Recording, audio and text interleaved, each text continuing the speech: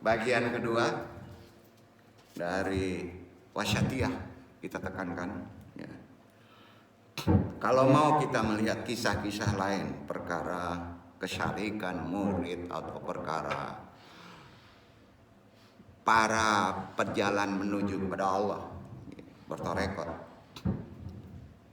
bagaimana Allah Ta'ala membuat seorang sufi yang buta huruf. Ini ada suatu kisah dari pedalaman ya. Orang berarti orang kampung banget gitu, memiliki ilmu yang sangat dalam.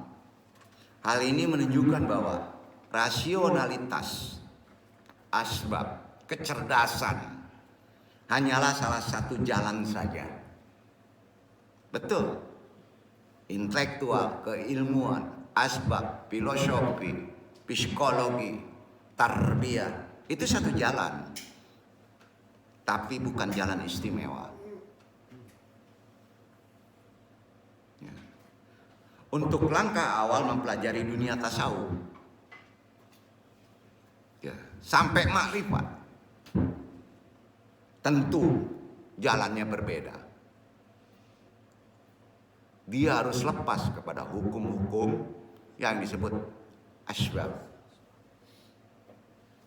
Ya. Selain itu, ini yang paling menarik, bahwa setelah orang yang buta huruf tadi hijrah ke Amerika, dari pedalaman hijrahnya sampai nggak jauh-jauh ke Amerika nih bro. Kebanyakan muridnya justru adalah orang kulit putih. Amerika memang kulitnya putih-putih kan? Yang secara umum dicap sebagai masyarakat paling rasional di muka bumi ini. Kalau nggak diterima rasional dia nggak percaya. Tapi muridnya seorang yang buta huruf. Sementara keadaan hubungan manusia dengan Rabb-nya nggak ada yang bisa mengukur. Nggak ada. Dan sulit diukur. Hubungan antum dengan Rabb-nya nggak ada orang manusia itu yang bisa mengukurnya. Sulit diukurnya. Kecuali efeknya terlihat. Sikap perilakunya. Jadi keberhasilan para ulama tidak bisa dilepas dari faktor etika adab. Bukan intelektual. Kepada gurunya. Kepada mursidnya. Bahkan sebagian ulama berpendapat bahwa jumhur nih ulama, 70% keberhasilan santri dikarenakan adabnya, 70%. 30% karena kesungguhannya.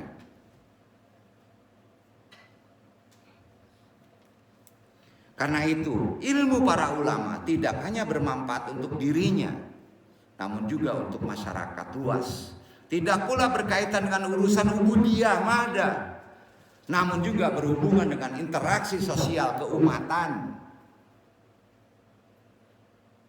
Karena itu dalam Al-Quran ditegaskan bahwa pada diri Rasulullah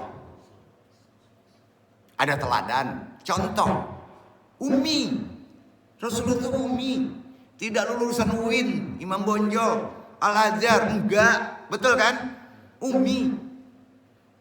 Tapi diteladani oleh seluruh dunia. Bahkan manusia terbaik di atas dunia, non-muslim juga mengakui itu. Yang mesti dicontoh, ditiru. Bertarekatlah kepada dia. Ini kata siapa? Kata Allah. Quran surat Al-Ahzab 21 dibaca Iwan.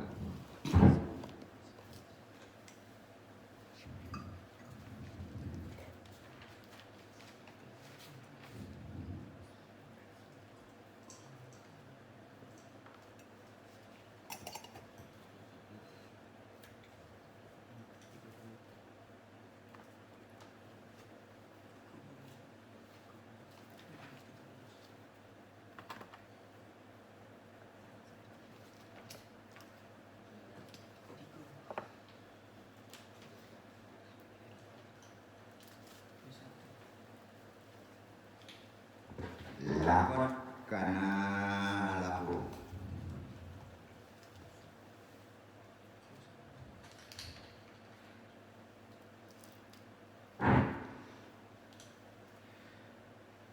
لقد كان لكم في رسول الله أسوة حسنة لمن كان يرجو الله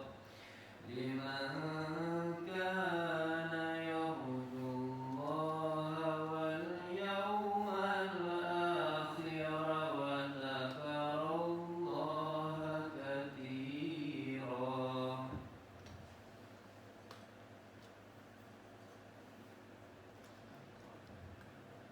Sesungguhnya telah ada pada diri Rasulullah itu suri teladan yang baik bagimu, yaitu bagi orang yang mengharap rahmat Allah dan kedatangan hari kiamat, dan dia banyak menyebut Allah. Tujuan bertarekat rahmat Allah, harus melalui contoh teladan kepada manusia sempurna Rasulullah Sallallahu Alaihi Wasallam. Sampai-sampai Allah juga memuji pada Quran surat Al-Qalam ayat 4. Wa innaka la'ala khuluqin azim.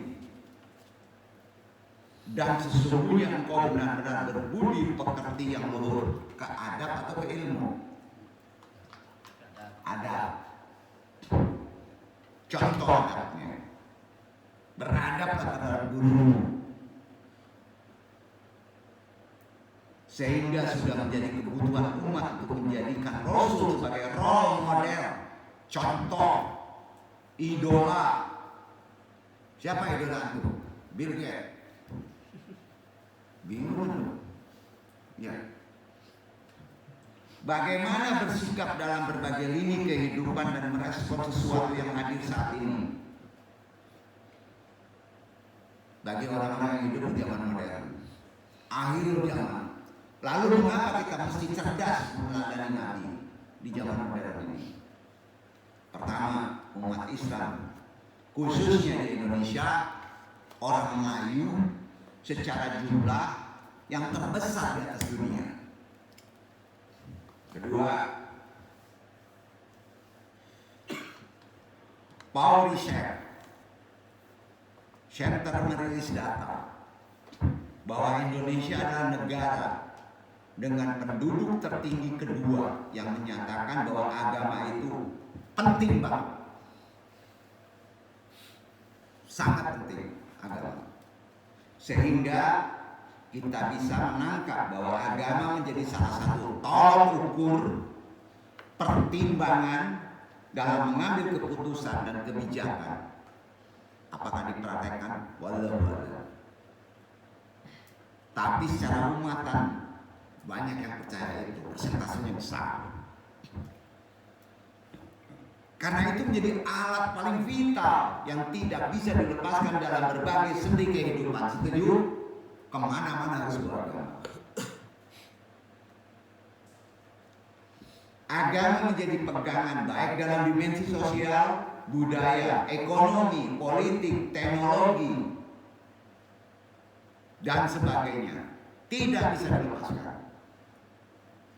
Dan bawa agama di politik nggak bisa di Indonesia, nggak bisa.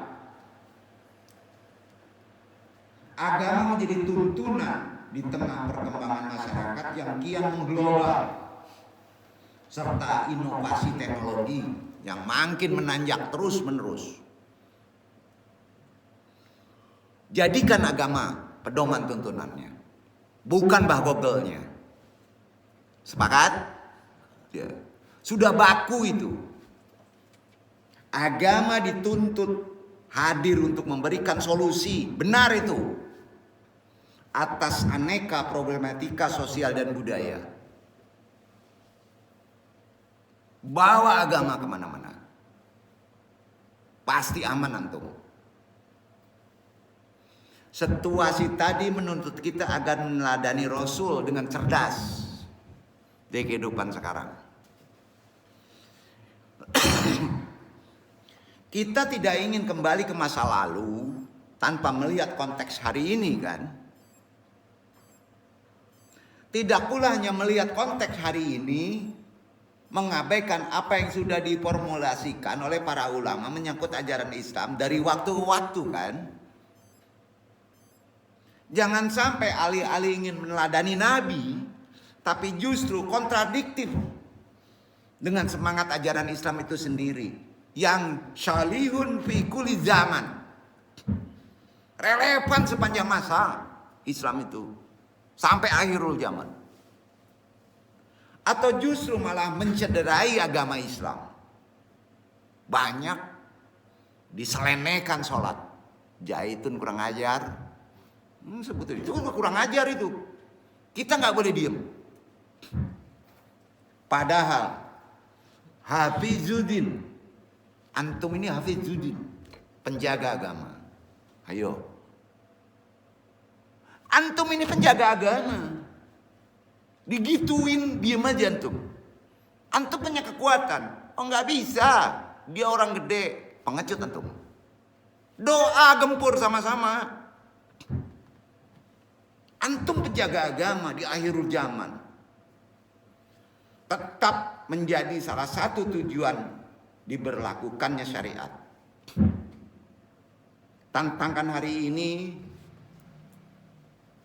ialah adanya dua kecenderungan ekstrim dalam memahami ajaran yang dibawa oleh Rasulullah SAW. Pertama, mereka yang memahami agama secara apa adanya, tekstual saja mulai ada.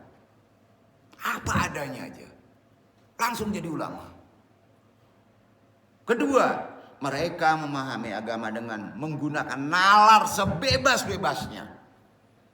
Sehingga mengorbankan teks liberalis. Dikobarkan teks liberalis. Bebas. Ada. Padahal umat Islam disebutkan dari Allah di Al-Quran sebagai umatan wasatan, umatan pertengahan yang pandai menimbang menyelesaikan. Al-Baqarah 143 baca itu perintahnya penjaga agama tuh.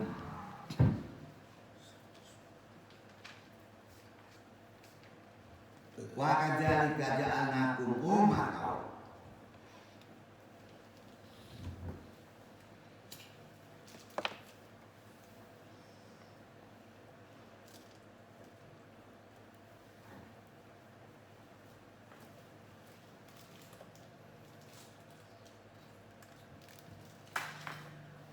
وكذلك جعلناكم أمة وسطا لتكونوا شهداء على الناس ويكون الرسول عليكم شهيدا وما جعلنا القبلة التي كنت عليها إلا لنعلم من يتبع الرسول ممن ينقلب على عقبيه وإن كانت لكبيرة إلا على الذين هدى الله وما كان الله ليضيع إيمانكم إن الله بالناس لرؤوف رحيم.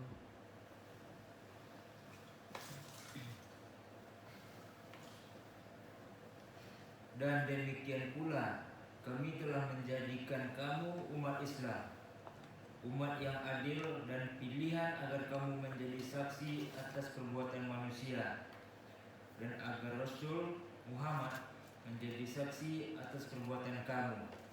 Dan kami tidak menetapkan kiblat yang menjadi kiblatmu sekarang, melainkan agar kami mengetahui supaya nyata siapa yang mengikuti Rasul dan siapa yang membelak, dan Sungguh, pemindahan kiblat itu terasa amat berat, kecuali bagi orang-orang yang telah diberi petunjuk oleh Allah. Dan Allah tidak akan menyia-nyiakan imanmu. Sesungguhnya Allah Maha Pengasih lagi Maha Penyayang kepada manusia. Nggak mau kita pengen diberi petunjuk kan? Masya Allah. Jadilah umat yang adil, remahan, syuhada, udah ma'rifat. Jangan diam. Karena antum hifzuddin yang menjaganya. Islam itu antum yang menjaganya.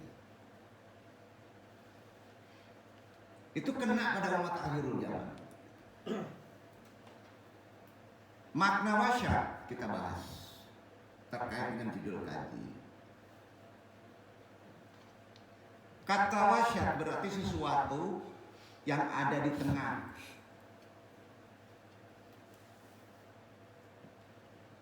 Atau sesuatu yang memiliki dua belah ujung yang ukurannya sebanding. Sedangkan kata wasyatan bukan sesat. Berarti tengah-tengah. Di antara dua batas. Di tengah itu. Ibarat timbangan untuk tonggak.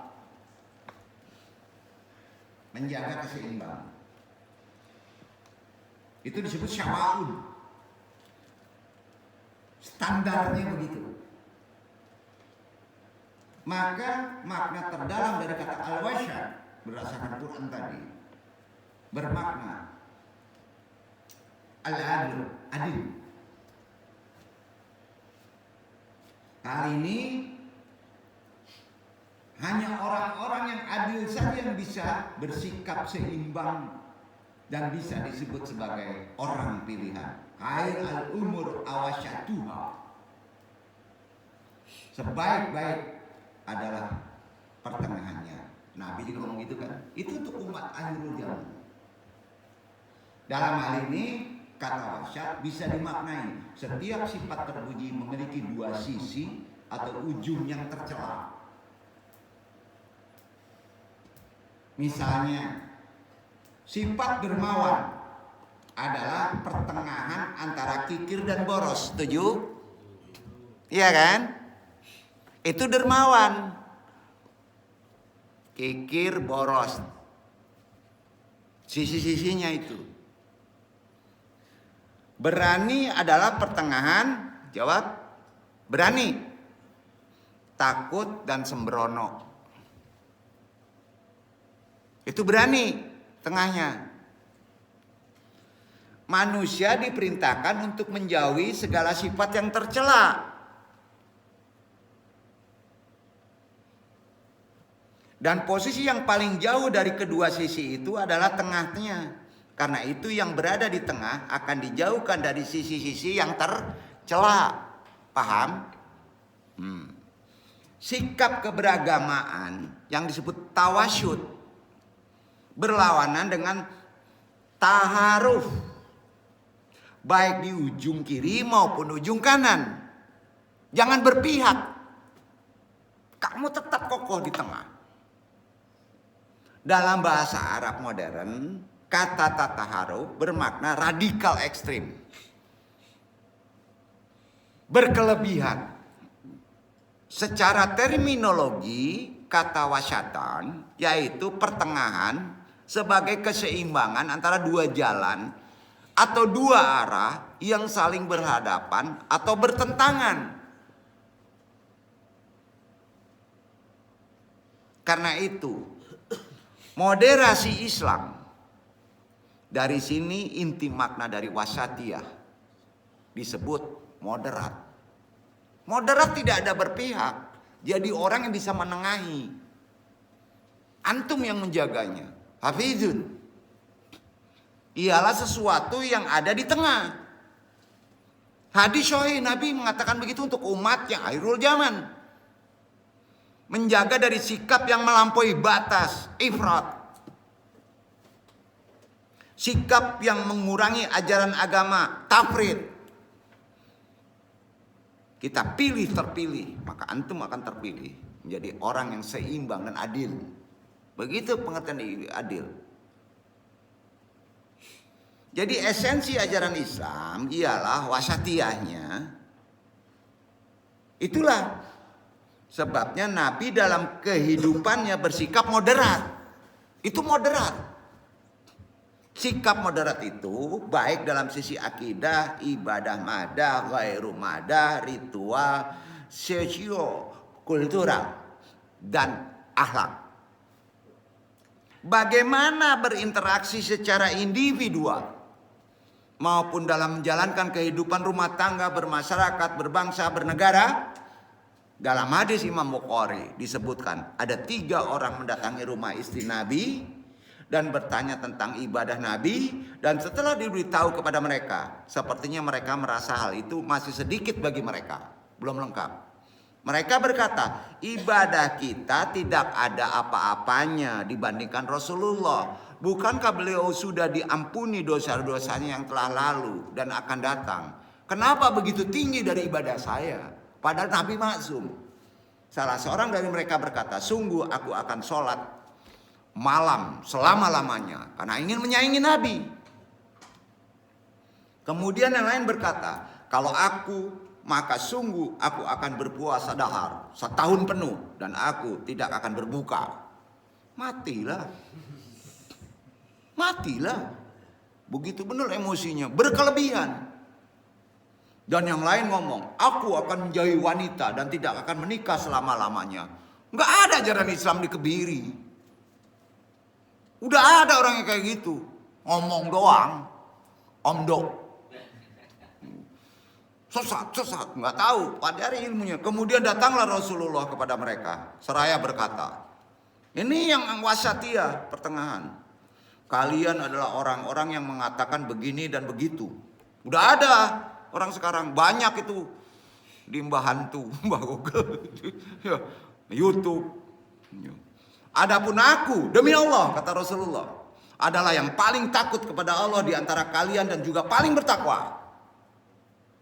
Akan tetapi aku berpuasa dan juga berbuka. Aku sholat dan juga tidur serta menikah, nggak jomblo. Nikah juga Rombi. Itu yang wasatiyah. Menikahi perempuan. Siapa yang membenci sunnahku, kata Nabi, maka dia bukanlah golonganku. Pergi. Gitu Pak. Benar ini Nabi, itu wasatiyah. Jadi wasatiyah atau moderat kayak gitu. Modern tuh gitu. Bukan juga seimbang yang berarti sama. Salah pengertian itu. Ya. Misalnya antara dunia dan akhirat. Karena seimbang bisa jadi tidak sama. Iya kan? Nah, karena ada faktor lain yang menyebabkan porsinya mesti lebih diutamakan dan ditekankan kan? Misalnya wal akhiratu khairu wa abqa. Padahal kehidupan akhirat lebih baik, lebih kekal. Mau disamain? Bodoh banget. Ya utamakan akhirat. Wah, itu di Al-Ala ayat 17 kan? Benar kan? Jadi seimbang juga harus dimakrifati. Anak 10 tahun kasih 10 M. Anak yang udah berkeluarga dikasih 10 M. Adil nggak tuh? Bunuh diri itu namanya. Betul kan? Begitu juga ilmu. Makomat antum murid dikasih ma'rifat. Bengek antum. Dia masih murid. Betul kan? Nggak bisa ngejar-ngejar loh. Dia masih tarbiyah, langsung nggak enak juga ya. Langsung praktek. Dasarnya tarbiyah, langsung praktek. Ya belum sampai gitu. Padahal kehidupan akhirat lebih baik dan lebih kekal. Ada bedanya nggak? Walaupun suruh seimbang. Di sini apa artinya? Akhirat lebih ditekankan prioritasnya. Karena manusia lebih cenderung materialistik. Benar nih, jujur. Dan sekularistik, benar nih, jujur. Sehingga lalai akan akhirat. Sepakat? Oh, inilah salah satu mengapa ajaran torekot hadir untuk menyimbiangkan. Torekot itu modern, wasatiyah. Karena torekot menyeimbangkan, bumikan, bukan dibid'ahkan. Aneh, ada di Quran kok. Menyeimbangkan manusia agar selalu dalam koridor sesuai ajaran Islam. Itu yang kapal. Lalu untuk meneladani Nabi dalam bersikap, paling tidak kita mesti memahami karakteristik wasatiyah. Modernnya kehidupan Nabi itu sendiri. Ya kayak tadi, bukan modern, segala pakaian dipakai, Pak. Bukan begitu. Ya, modern, betato begewang. Rusak itu. Bukan begitu modern. Jadi untuk bisa memahami konsep wasatiyah moderat, ada 12 runut aturan di torekot. Ilmunya begitu. Ini ada di tasawuf. Tasawuf nggak pernah ngebahasnya. Padahal ini salah satu tasawuf. Teorinya gini deh. Prakteknya jangan dulu. 1, catat nih. Fikul wahyi, memahami realitas. 2, musyawah, egaliter. 3, fikul alawiyah, fikul prioritas. Fikihnya harus prioritas. Tawajun, seimbang. Terbuka, tasyanu, toleransi. Itidal, lurus, tegas. 7, syura, musyawarah. 8, mengedepankan kemudahan, bukan mempersulit. 9, islah, reformasi. 10, tawahur wa ibtiakar, dinamis, inovatif. 11, memahami teks secara komprehensif. 12, tadur, berkeadaban. Adab. 12. Itu teori tasawuf. Udah dipraktekin. Memahami realitas aja bengek. Itu udah S12, bukan S3, S12. Nggak perlu disendalkan ke kepala, Pak. Karena letaknya nggak ada di kepala. Nih, sampai. Kok marah-marah Andung ya? Nggak ngajarin gitu. Harus kayak gitu. Akhir-akhir ini istilah Islam modern, istilah moderasi Islam menjadi semakin populer kan? Iya kan? Pemasaran istilah moderasi Islam biasanya menyasar paham atau kelompok yang dinyatakan ekstrim atau radikal kan? Jadi penggunaan moderasi tidak lain untuk melawan apa yang disebut ekstremisme atau radikalisme kan? Nah, pertanyaannya, apa sesungguhnya moderatisme itu, modern itu? Maksud Islam moderat itu apa? Menurut Islam, jawaban atas pertanyaan ini penting loh. Karena antum hidup di zaman modern. Agar kita tidak asal-asalan dalam menggunakan, idealnya bagi masyarakat berilmu pengetahuan, penggunaan istilah itu tahu makna, maksud, dan sebuah istilah bukan teori saja tapi tahu amalan. Itu modern. Maka moderat ternyata beragam. Ada beberapa kelompok yang memberi makna Islam moderat dengan perspektif masing-masing. Kelompok anti-Islam, orang Barat, dan sebagai Muslim dalam kitab Mishkat. Udah tahu deh Mishkat itu karangannya. Definisi Islam moderat. Yang anti-Islam dapat dilihat pada situs Muslim Again Syariah. Antum juga ngelihat di Google. Perbandingannya gitu. Moderat kan? Di situs tertulis begini.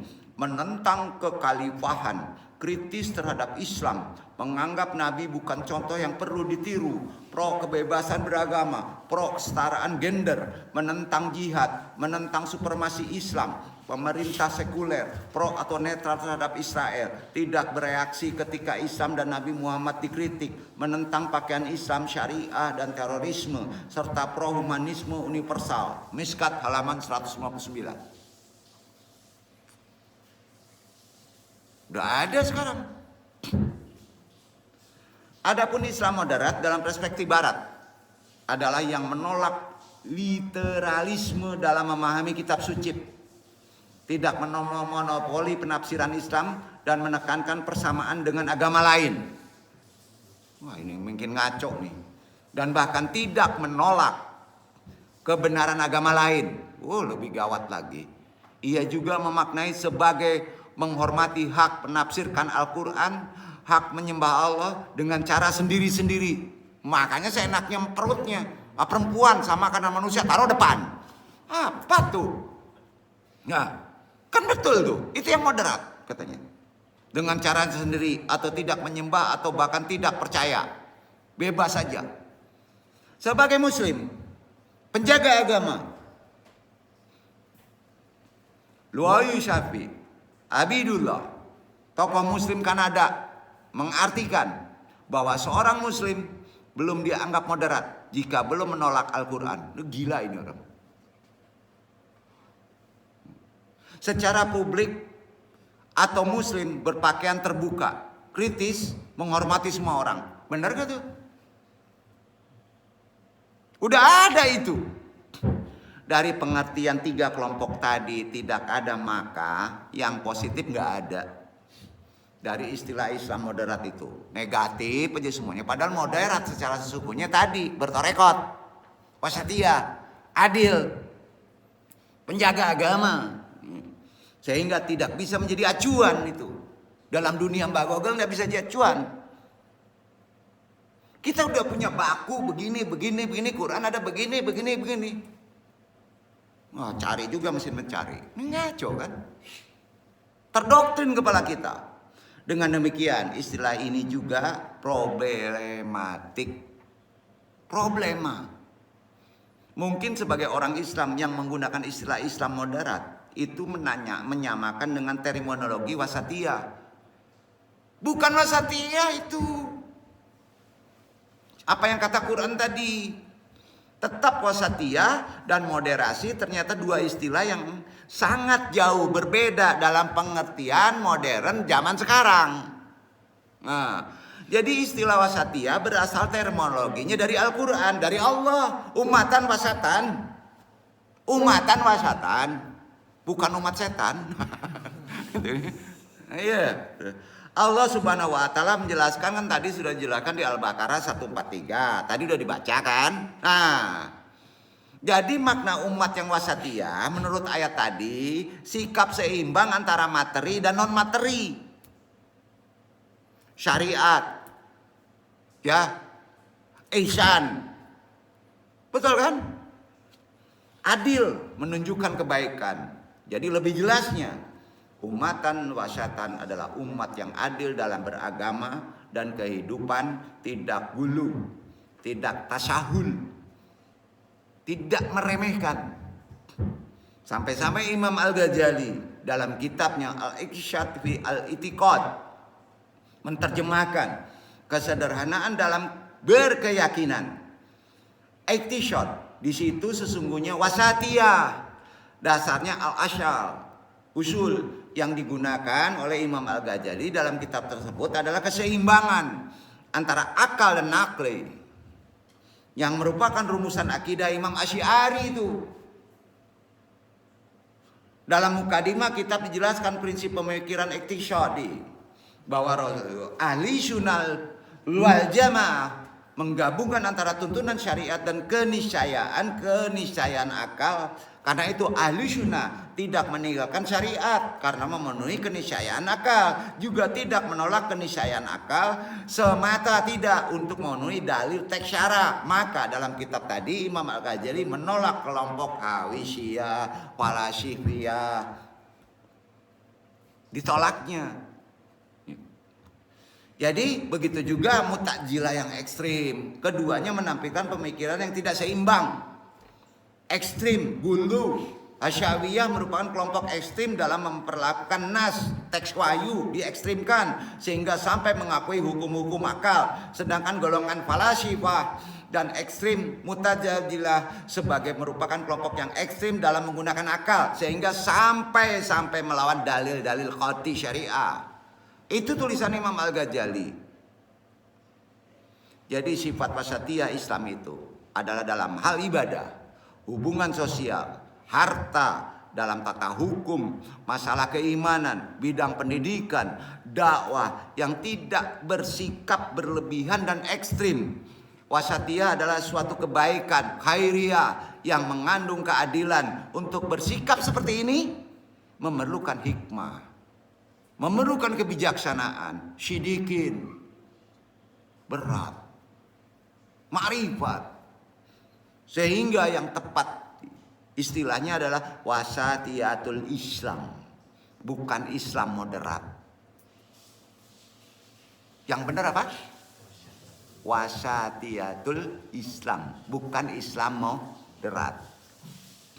Penggunaan istilah yang tepat sangat penting, bro. Makanya membuat judul tesis juga harus dipikirkan dulu. Salah uji kacau antum.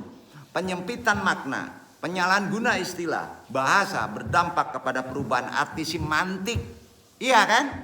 Nah, hal itu akibat dari kejahilan dari pemimpin suatu kelompok masyarakat. Itu sering dibuat begitu. Akibatnya masyarakat pun terus-menerus dalam kekeliruan fatal dalam pemaknaan yang sesungguhnya. Islam yang modern itu adalah wasatiyatul Islam. Wallahu a'lam bishawab.